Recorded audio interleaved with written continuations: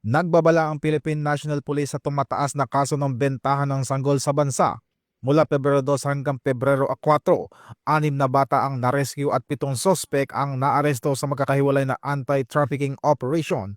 Ayon kay Police Brigadier General Maria Sheila Portento, Direktor ng Women and Children Protection Center, nakabahala ang mga kaso kung saan hindi mismong ina ang nagbebenta sa sanggol, kundi ang mga middleman.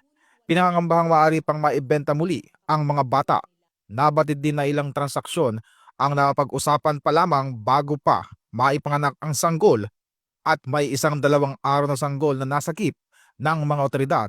Ginagamit naman ang social media bilang online marketplace para maghanap ng buyer. Pinapaalalahanan ng PNP ang publiko na dumaan sa legal na proseso ng pag-aampon sa pamamagitan ng National Authority for Child Care. Patuloy ang investigasyon ng mga otoridad laban sa mga sangkot sa iligal na bentahan ng sanggol. Ito ang bagong PNP para sa bagong Pilipinas, serbisyong mabilis, tapat at nararamdaman.